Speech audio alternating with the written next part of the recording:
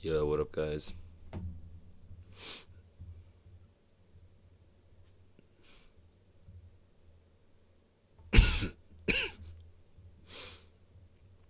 Trying to see if it's streaming yet. I think it's not, which is kind of confusing. Seems kind of something broken here.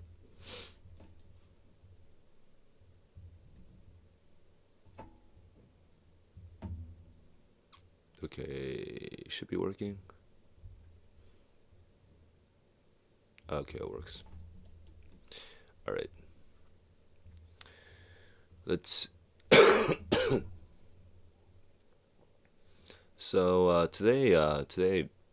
Uh, today's not a good day for me. I got I was like a little sick last time, but like for the last week or so, I've been like kind of a tiny bit sick. Today I'm actually like properly sick, so I don't think I'll be able to stay online very long. But hey, Darren, what's up? I think I'll probably make it for a whole hour. But I just literally I had like the most delirious morning. I just like woke up and like I was in like a sort of fugue state this whole morning. It was kind of trippy. I think I had a lot of dreams this morning when I went back to sleep. So I'm a little messed up right now, but I'll go over the chats that have popped up in the Discord. And if you guys have updates on your November SAT, share that with me and whatever else is going on for December. Also, Darren, I think it is maybe my first time seeing you, so welcome to the stream, dude.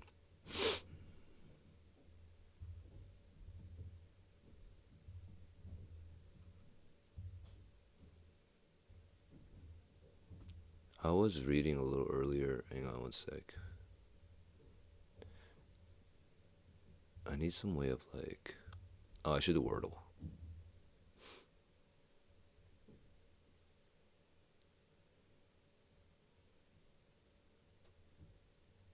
Oh, well. Okay.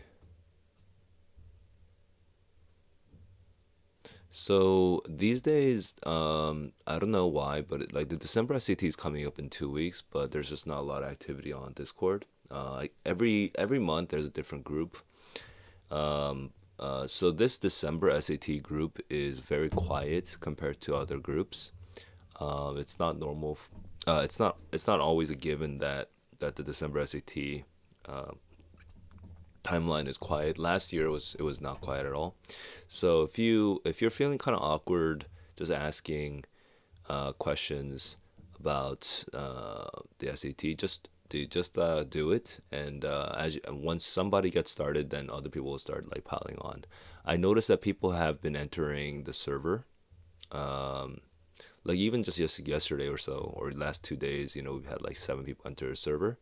If you're feeling awkward though about just asking questions here, just do it, and I'll jump in, other people will jump in, and then you'll be able to get some stuff started.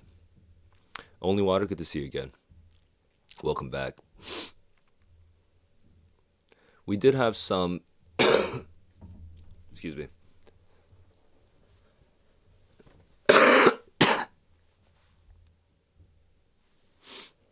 Yeah, we did have some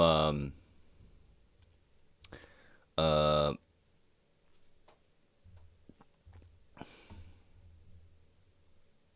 chats in the DSAT, digital SAT channel. So let me just go into those right now.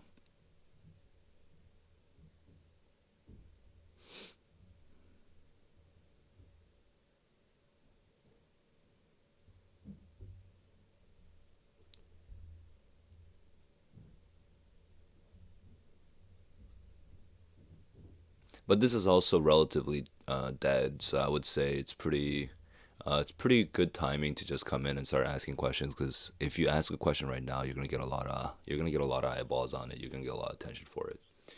Um, are nonlinear similar? So I don't know how many digital SAT people we have in the chat room. Let me know if you're studying for the digital SAT or the paper SAT right now. If no one is studying for the digital SAT, then I'll keep my answers short. But basically, here we go. Um, the overlap between the digital SAT blue book practice test and the digital SAT linear practice test is pretty significant. The majority of the questions are overlapping. Um, SAT question bank. Hang on. If you go to my question bank, which is like version 1, it's not really been updated. Um, let's see.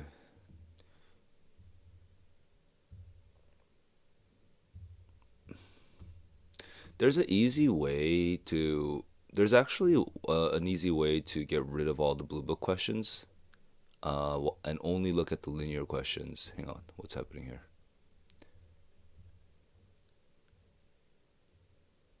Okay. And why are all of them hidden? I might need to change some of this setup here. Give me.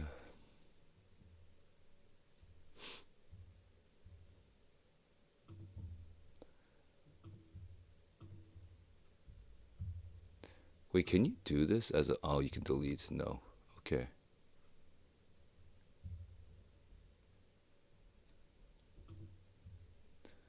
Official other. This is Khan Academy and practice. I see. Oh man, this is such an old version now. I need to. Okay. Here, you could. I guess you could do. You could search the linear, but then you could exclude the QID. Can you do that on your own? No, you can't. So you'd have to add the filter. You have to do the QID, and then you have to say does not contain BB. Okay, if you do this search does not contain BB, you will be able to find the 50 linear questions that are not in the blue book tests. So I will actually make this a little bit more streamlined right now. Okay, I'm gonna make this a little cleaner. Give me a sec. I need to do it on a private window so that you can't really see some like Notion can be a lot of information to reveal. So give me a second. Let me just edit it silently. But I'm gonna make this a little easier for other people to access.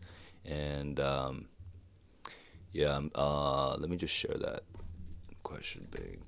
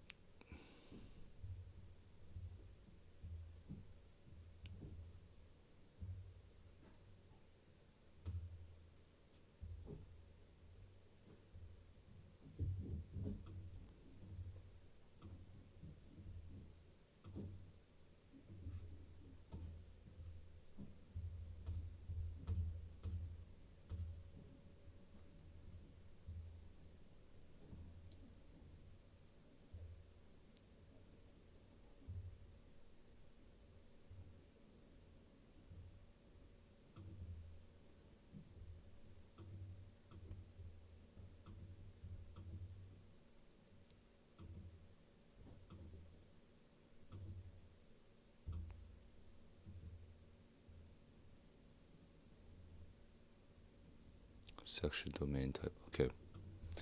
All right. So now, here's what I just did. You should be able to, in either of these views now, but I'm going to use, oh no, that one doesn't work for some reason. All right. But in lookup, what just happened? I thought I fixed it. Maybe it's just taking a while to, let me do a hard refresh. Oops. Yeah, there we go. Now you can choose does not contain BB. And you can choose source of linear 1, 2, 3, 4. And there we go. That's our 50 questions. So yeah, you should be able to do that to just filter out those specific questions. Only water. You're feeling pretty sick. Is it because you're sick or is it some other reason? Uh, I'm I am sick. I am like rather sick. So yeah. All right. So that is that. Let me just share that to the digital SAT channel here.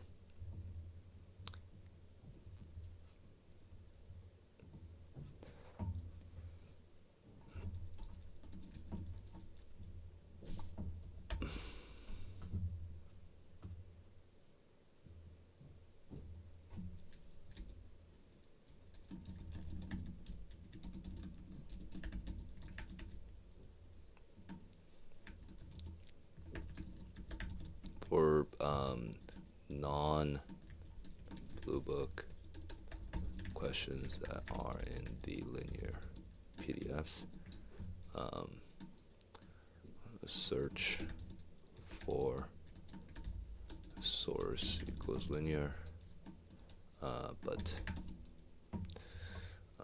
and QID does not contain BB. Some other. Oh, okay. It's not because you're sick. It's because of life, of love and war. Our little soldier, soldier of life. Um,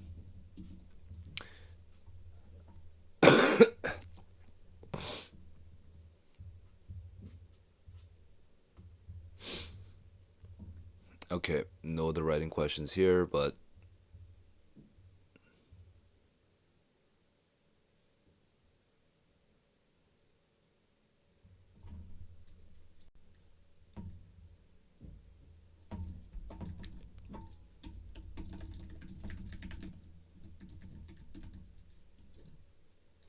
and this is a interesting question. It's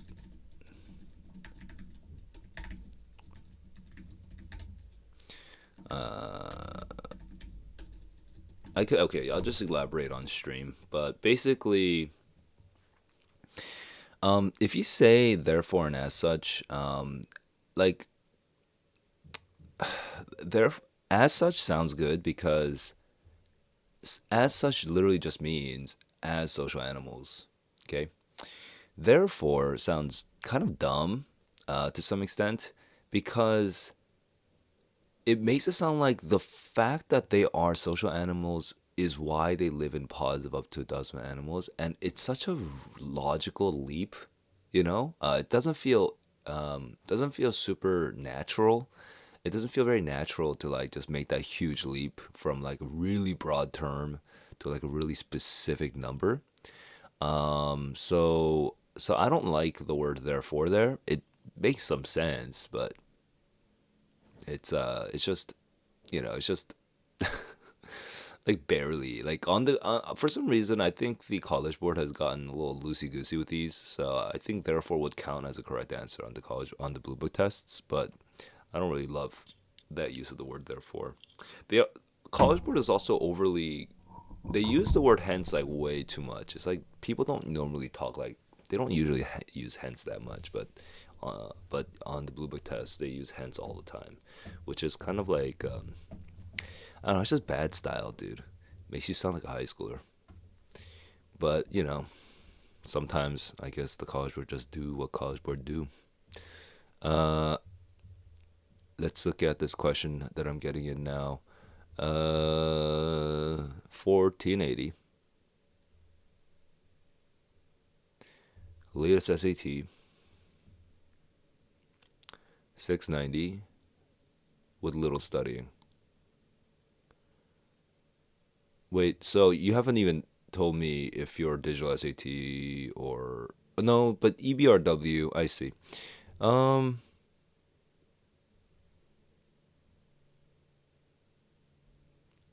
with little studying. So I have a question. How did you find me, and what have you watched?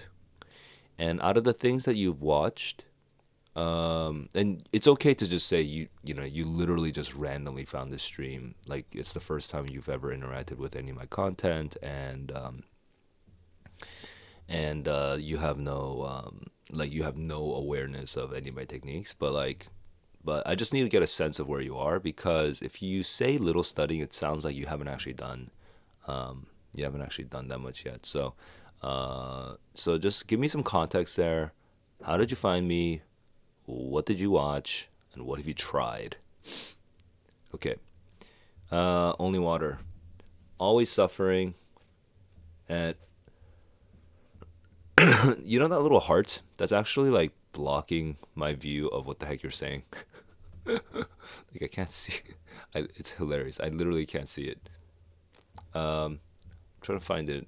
Where else can I read this? And then my YouTube dashboard is all like messed up. It's all laggy. Okay. Oh, you mean nothing. Um, only water. Only water, bruh. Uh, I don't know what you're going through. Um, two parts. You're always suffering, and you mean nothing.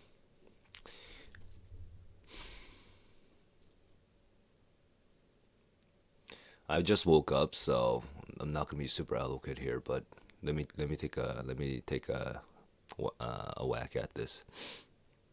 Um, you are always suffering. Like I think everyone is to some extent. Everyone is always suffering. We're always going through things, and we're going through disappointments.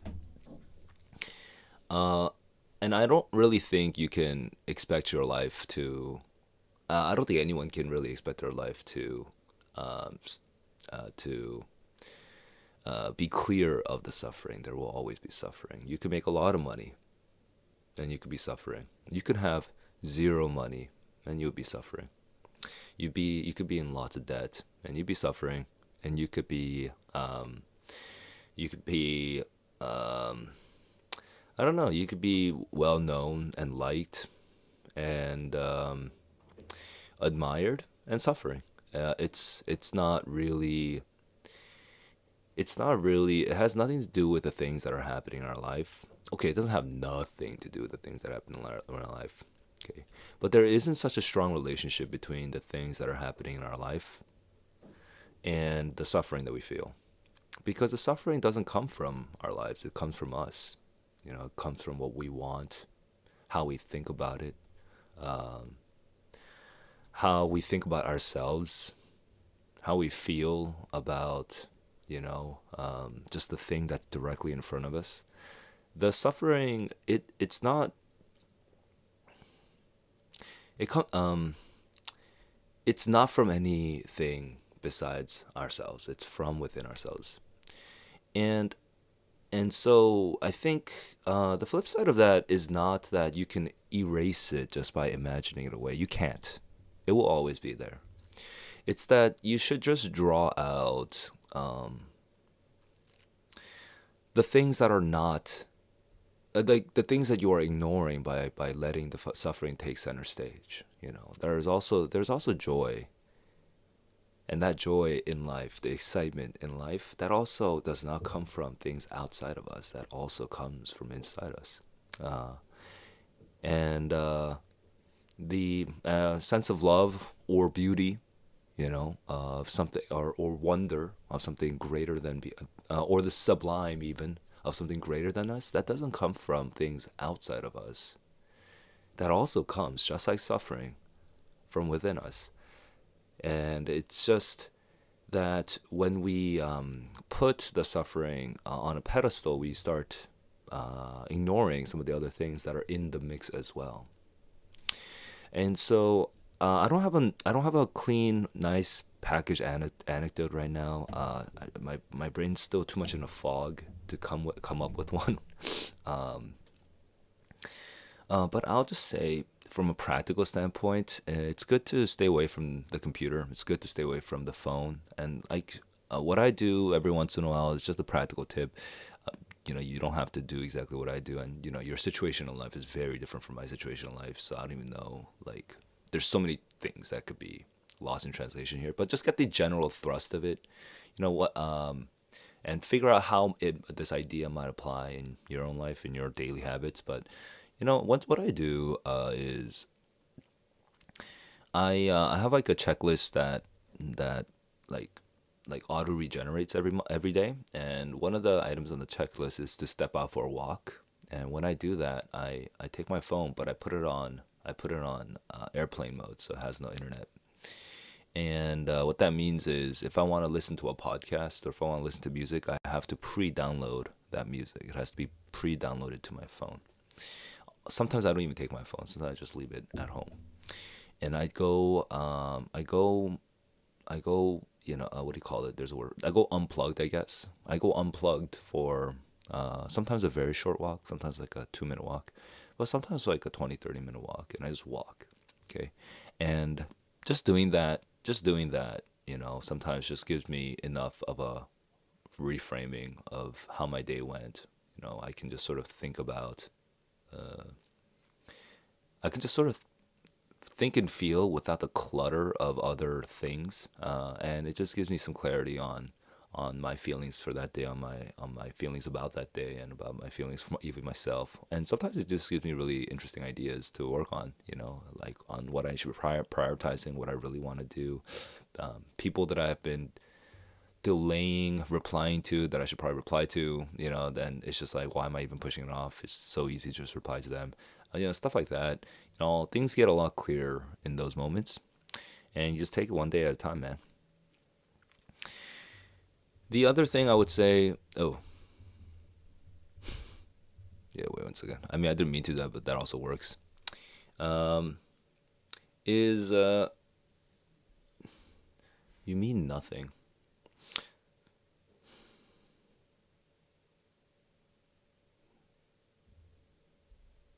Seems like you don't have a lot of support, man. Seems like you don't have a lot of support. Uh, this is not an easy. This is not. It doesn't sound. Hmm.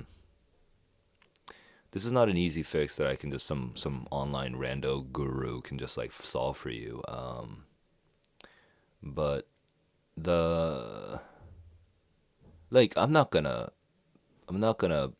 blather on about some cliches about how your life is cherished and valuable and worth something. And I'm not gonna say any of that because you've already heard it. You've heard it like 1,000 times. It's fine. You don't need to hear it one more time. Um, it sounds like though you. No, this is me. I'm kind of reaching. I'm not 100% sure, but it does sound like you're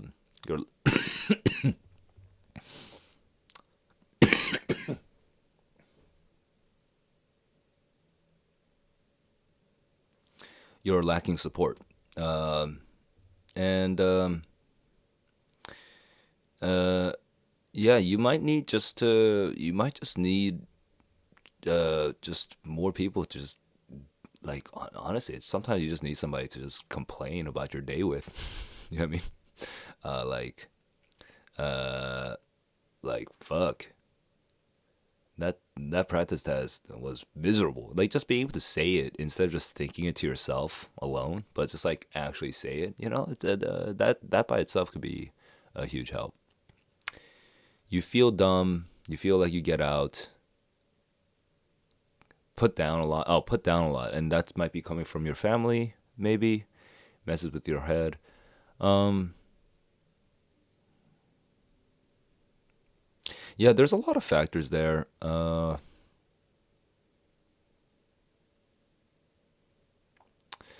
I'm gonna assume I'm right. I'm right. I'm gonna assume your family is part of the putting you down. But let's just say, but even if it's not family, it could be, I don't know, it could be other sources. It could be like some of your teachers or whatever. Okay. Um,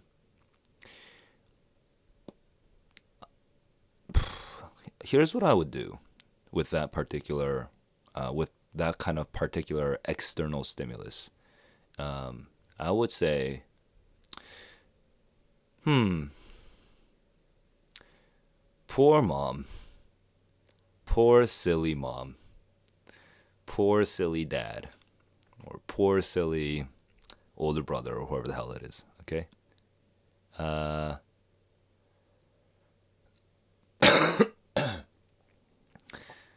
they know so little. They have such little information, and they're trying to make these judgments about my performance based on this really limited information. You know, they're like creatures, just biased. um, and they don't really know me. They don't know they don't know the hours that I put in. They don't know me burning the midnight oil, analyzing sentences, breaking them down, figuring out how they work, my little wins along the way, finally realizing what the English modifiers are, finally putting the subjects and verbs together, even though they're really far apart from each other in the sentence, right? Finally taking this insanely hard biology passage, and actually cracking it, figuring out where the hypothesis is, what the experiments are, and oh my god, I didn't realize there were three variables, um, three independent variables. I was only focusing on two independent variables, and oh my god, now I fix it. They don't know the actual details of what I'm doing. All they know is the superficial, like surface level of things, and they're trying to make judgments about it, and they're getting frustrated maybe because blah blah blah. Like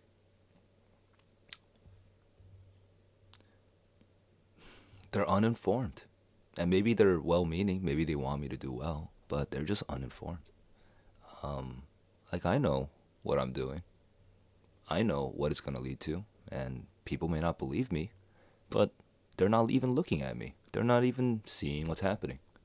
So, whatever information, whatever opinions they have, it's based on a lack of information, um, and it doesn't affect me because it's uninformed nonsense to me. Uh, the the thing that bought that the thing that really interests me is the questions that I have with that information about me. I did look at this sentence, I did break down this passage, and I still don't understand A or B or C, right? And I'm trying to figure out, is this is this a pronoun issue? Like, does this word it refer to something that I'm not thinking about, or is this just like am I getting confused with the mechanism of the genetic, like, of the knockout genes or whatever? Like, the question that you have in your head is far far more important than what other people are thinking about you, because what other people are thinking about you is based on surface level, barely thought through, gut reaction, knee jerk responses, and they don't really know anything. People don't really know anything about you, only what you show to them. And if you're a good marketer, if you're like if you're a good presenter, they might start seeing you in a positive way. And that's an important skill too, I guess. I want to knock that skill, but maybe that's just not you. Maybe you're just bad at it, and maybe that's not really your focus. In that case, you should just let it go. Who cares what other people think? They just don't know that much. Let them have their uninformed opinions. You can't change all their opinions. So let them have their uninformed opinions and work on the thing that matters. Work on the thing that matters. So that's what I'd say in response to that. Now, Darren, I'm seeing that you still haven't really elaborated on my questions, so I'm gonna pass on that question for now.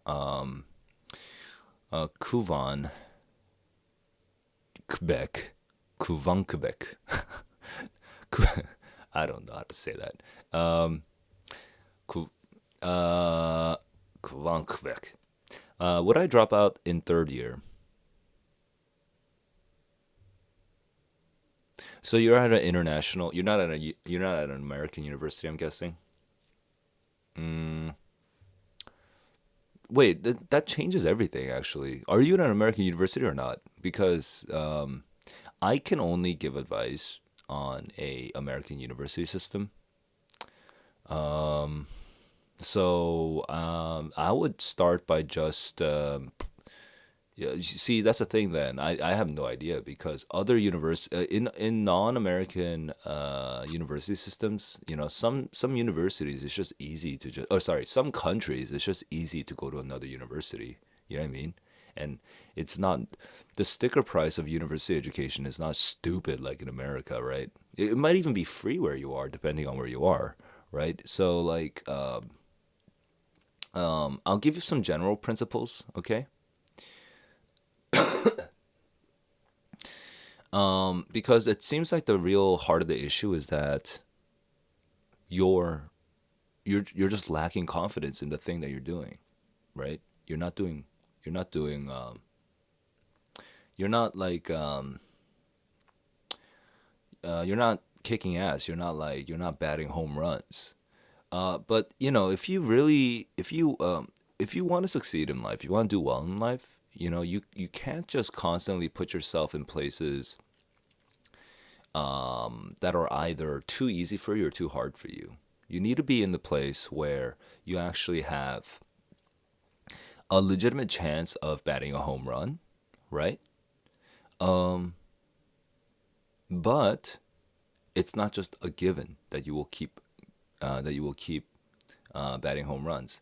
So you should, whatever you do, whatever decision you go for, you should do something that is solving the psychological problem of, hey, the thing that I'm doing, it doesn't feel good. It doesn't feel I don't gain confidence from this. It doesn't make me feel more excited about my days. Because if you take somebody who has like 100% confidence level versus somebody who has like a 50% confidence level, like it's not just a feeling. It's everything they do that next day is so different. When you're feeling motivated, confident, urgent, energetic, like that next day, you do like 12 things, and you just like keep putting them out. You just keep knocking them off your checklist. But if you're at like 50, if your confidence level is like in the things that you're doing, right? If your motivation levels in the things that you're doing, or if your fun levels too, I'm forgetting to mention that. If your fun levels too are in the things that you're doing are like below 50%, you know what happens? You barely get two things done the next day. And imagine that day after day after day, week after week after week, you get your like B minuses, your C pluses, you get your occasional B plus, but you're just suffering the entire time. Do you know what happens after a year, after 3 years, after 4 years? Dude, you're gonna come out like a little robot, a shell of a man, and you're not gonna impress anyone. Because you're just a sufferer, and you're good at suffering. You're not really good at anything else. Because you haven't really gone back to that feeling of what it's like to be kicking ass. And so that feeling of I don't have a single word for it, but that you want to be in that state where you are confident, having fun, you're excited, you're motivated. I guess the most common word to summarize all this is motivation. But I don't like the word motivation right now. I don't want to use it. But yeah, maybe. But you're energetic. But these, like, you want to be in that place where all of those is back up to where it used to be. Okay? Um, so you should ask yourself, is applying for an American university just a pipe? Is it just like a random, like, are you just randomly going for anything at this point now? I mean, if so, just be honest with your chances. Like what are the chances that you're gonna get back your groove if you just go randomly to an American university, right? Um, what are and if you just don't know, it might be worth it. If it might be worth it just randomly go to an American university. Think about the cost, think about the chances of it, But like maybe there's an easier, more direct way to just recovering that excitement, to recovering that motivation. So, I don't know how that applies to your life. The answer to everything, the application for everything I just said in your life might mean going to an American university. It might mean just staying in the same program but lowering your expectations. Uh, it might mean staying in the same program but focusing on easy classes only. It might mean I don't even know. Like, it might mean just getting more tutoring. I don't know. Okay, I don't know how it would apply to your particular situation. Uh, but I would say right now you're at the very beginning of this investigation. You should talk to more people. Talk to the counselors at your university. Uh, counselors at your university. Talk to your parents. Talk to other people on Reddit. Talk to your friends. Don't try to have more than 50% of your sources be online. Okay, having all your opinions from online is a little, like, even including me. I mean, I'm more of an organic online person because I'm actually talking, but sometimes um, eh, try not to, yeah, try not to get too much of advice from online. Okay, try to get it from the real world. I think you know why. It's different. It's different getting real world opinions. So um, but yeah, you're at the beginning of figuring this problem out. I think it's probably very layered. There's probably multiple issues that are hiding underneath the surface. So keep talking to people, and writing your thoughts down or sorting your thoughts out somehow. And yeah, don't rush this decision right now. I wouldn't just. But just to go back to answer the question point blank, no, I wouldn't. Why would I just drop? Like, I don't like, with the situations that I know, the American university I know, I know I wouldn't just drop out of my university. I would just change my major. Okay, if I can't change my major, then I would maybe transfer universities. I don't know, but it's just it's just too there are too many variables there for me to give a meaningful answer to that just point blank.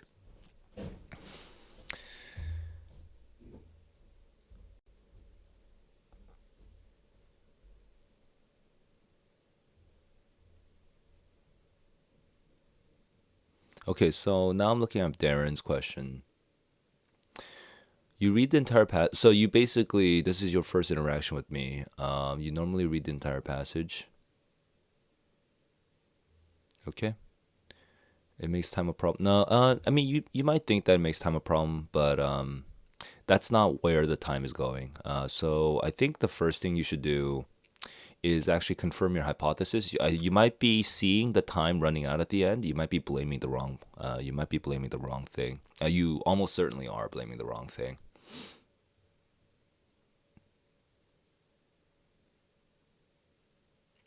Hmm. So, it's unusual that I'm giving a. Okay, so it's unusual to give advice to a student who is already reading the passage first. So, it seems like you've never really tried the other strategy that all the test taking, like all the SAT reading teachers, the ACT reading teachers employ. Okay, do you know what that technique is? The technique is to read the questions first, and then to go back to the passage and to draw lines and whatever. Okay. The thing though is you'll find that all these people have opinions about the test, about how you should take the test, but none of them are time stamping exactly how much every action takes. I'm the only person I know on in the online world that actually timestamps everything. And I have actual, like, I can tell you with data, like, what is the thing that's taking people's time, because all my one-on-one coaching students too, I have them timestamped. I don't do it for every session, but for specific stretches in the coaching, like every coaching journey starts at different places. So there's always like a certain period where we start focusing a lot more on time management. And when we get to that, I have my coaching students like actually timestamp their questions one by one by one, and they'll see that actually they don't spend that much. This is universally, this is what happens. Okay, compared to me, I take usually 2-3 minutes more than they do to read the passage. These kids are reading the passage in like 3-4 minutes. I'm reading it in like 5, 6, sometimes 7 minutes. I read slow. And again, almost universally, these kids, what they learn is they're spending all their time on, like, out of 52 reading questions, they're spending all their time on like 5 or 6 of them. On like last the hardest 10% of the entire test, okay? The hardest 10% of the entire test, they're already dunking like they're dumping like 12, 15 minutes on it. And they're getting them wrong anyway. You tell me okay, like, try to make this comparison, okay? Pretend that you had to take the test in 40 minutes. No. Uh, um, I'm switching between paper and digital SAT sometimes, so my numbers get off. Pretend that you had to take the test, okay, in out of 65 minutes. Pretend that you had to take the test in 50 minutes. So that's a 15-minute handicap, okay, in 50 minutes. But you actually only had to answer 45 questions, and these 45 questions were all the low, medium, and medium high difficulty questions, but not the high difficulty questions, right? The 7 or so high difficulty questions are just excluded. How stressed do you think you would be by the fact that now you only have 50 minutes? I bet you would expect it to be very stressful. 50 minutes, that's 15-minute difference. That's a huge difference. Dude, if you actually do that test where I actually specifically cut out those 7 questions for you, the hardest 7 questions, if I actually cut it out for you and you actually took it in 50 minutes, you'd be shocked at how fast you finished it. Okay? Because you're wasting all your time on the 7 questions, not the 45 other questions. Okay? That's where all your time is going. So the time management thing is it's a big illusion, and God forbid you actually understand the fucking passage. Oh my God, what a waste of time to understand the passage. Jesus. Why should you understand the passage if you could just draw little lines on the side to remind you where to look? That would save you like 5 seconds. Oh my God. I could save 5 seconds by looking for the line? Bruh. You're not even saving 5 seconds. You already drew the line in the first place. That took you 10 seconds to draw the line in the first place. Like, you're not even saving time that way. So you know what? Like, I could be screaming at screaming at the clouds all day on this topic, but I think the very first step for you to take, okay, you have 2 weeks left, right? Well, I do the streams twice a week, so you can drop in. You can also just leave comments on some of my older videos. Look, the first thing to do is just timestamp. Okay, if you don't know what I mean by timestamp, go and watch one of my videos. Just like type in like a QAS, like a May 2022 QAS or something. I don't know, whatever, March 2022 QAS, and watch what I actually do. Don't look at the tests that I just do a review where I'm actually just where I'm not just solving it in real time, but I'm explaining it the whole time. Okay, don't do that. Watch my SAT Solve Live series. There's a whole playlist here. I'll show it to you actually.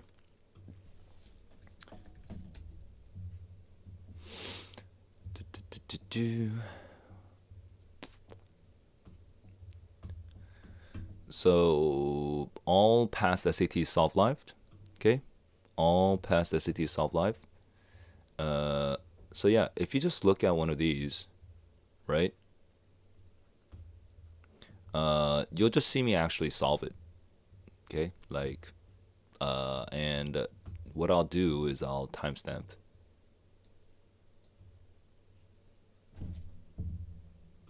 Wait, this is the writing? I don't usually timestamp the writing.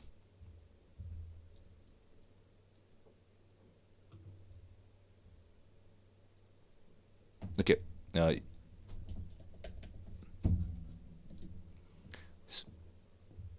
Okay, so you'll actually see 610 over here. Oh my God, I'm not sharing my screen. My bad. Give me a sec. There we go.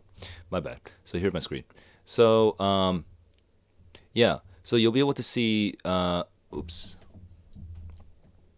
Yeah. So I solved this question in 50 seconds. Okay. 610 for reading the passage. 7 minutes for solving the first.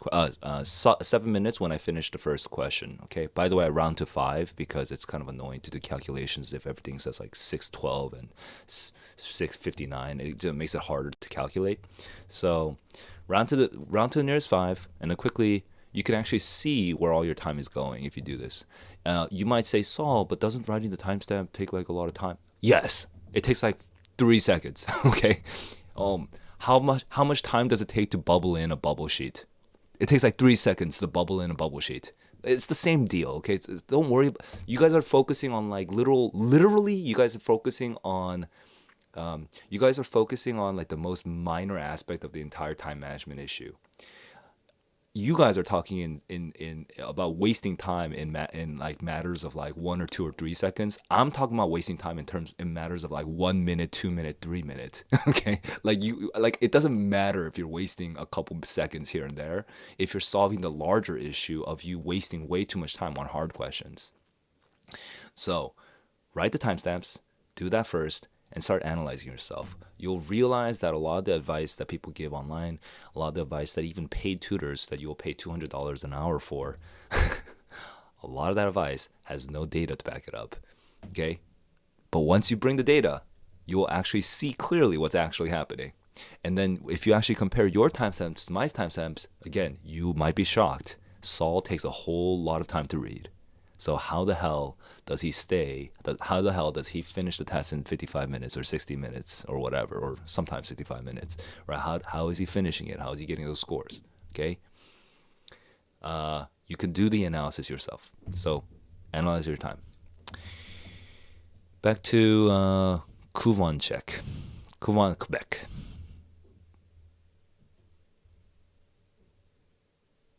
You 101% understand the passage. The answer choices, I don't know. I don't think you really do understand I don't know. That's too broad. You might be overconfident. You sound like someone who's overconfident. So I would say for you,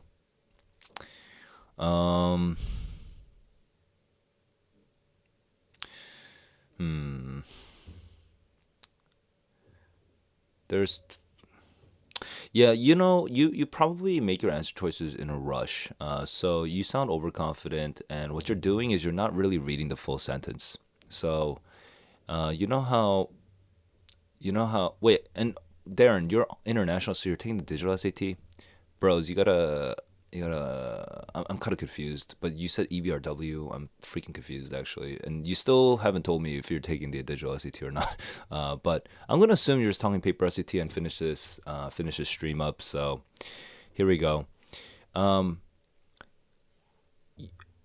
The main purpose here. Let me just.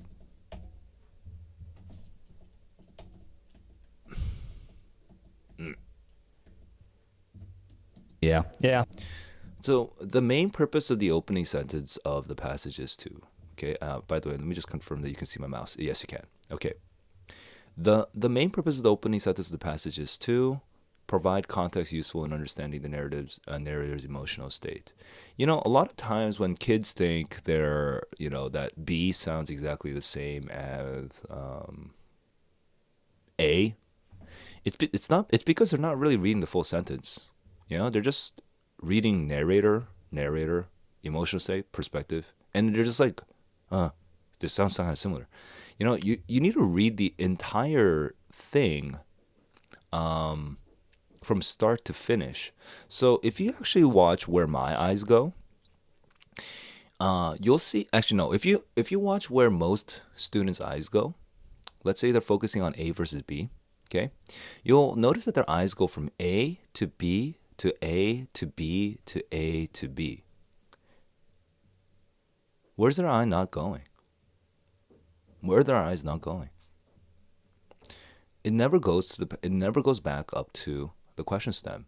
If you watch where my eyes go, okay, and if I've done A B C D and now I'm back to A and B, you'll notice that my eye goes to question stem to A to question stem to B.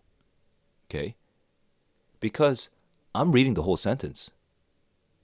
Because of course controversy and context are totally different ideas, right?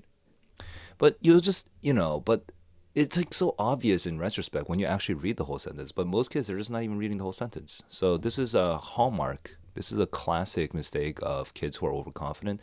And what overconfident kids are doing are they're just kind of getting synonymous answers, and they think, okay, those are the right synonyms for the thoughts that I had in my head. Moving on. You have to slow down, and you have to actually make sure the entire answer sentence is correct. Okay. That's my one tip for this. All right, so it is 1:20. I am still sick. I am still sick, so, and I'm pretty pooped. So I'm gonna go, but thanks for all the chats. It was good. We actually got a bunch of good chats. We had a bunch of good questions today. I mean, it was a little challenging at first because I wasn't really awake, but it's good to have you guys being real with me. And so, if you have more questions, if you want to chat more, you can always join the community in the Discord server. The server link is below. Actually, it's even here, probably. Yeah. Hang on. Oh, there it is. Yeah. So you can join the Discord server here. You'll be able to, yeah, you'll be able to find it. You'll be able to find it down here too. Just hit the description button. You'll be able to find join the Discord community and talk more over there. Get some help from other people besides me as well. And the next time I stream will be Wednesday night. So that is Thursday morning in Asia and Wednesday night in the United States. Okay, so I'll see you then. Until then, keep on learning, keep on growing. Peace out, guys.